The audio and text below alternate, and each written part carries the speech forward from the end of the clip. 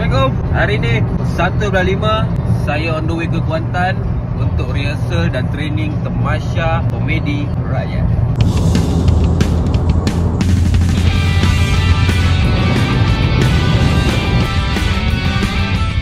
Sekarang saya berada di Dewan Jubli Perak, Kuantan. Tengok sekarang tengah set up. Ya Allah, tak sabarnya.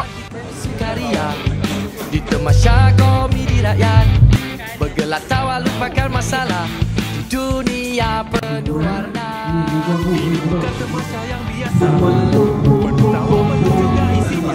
Dengan pemain yang luar biasa. Jadi hari ini di East Coast Mall bersama dengan pegawai-pegawai khas saya dan juga barisan Exco, kepimpinan Tamasya Komedi Rakyat telah pun turun pada memberikan sumbangan tiket kepada mereka yang bermasalah, yang tak ketahui dah tahun dan berketahui.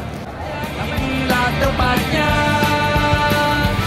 marilah kita bergembira bersama-sama, lupakan semua masalah di rumah. Di Tamasya Komedi Rakyat, Shiro dan Sobaria. Marilah kita rapikan bersama di Tamasya Komedi Rakyat dengan cerita. Assalamualaikum. Barai weh, tengok mana blur dia. Blur, ya Allah. Hari ni saja kita dah promo kau-kau. Start daripada kita rehearsal, kemudian kita pergi promo dekat ECM, lepas tu promo dekat Menara 188. Last sekali kita pergi promo dekat Pantai Belimbing. Pantai apa Bing dah pantai dah. Yang paling tak boleh belah itulah Menara 188 tu lah. Tak pernah lah skywalk. Ya Allah. Tak nak buat lagi lah, tak nak buat lagi.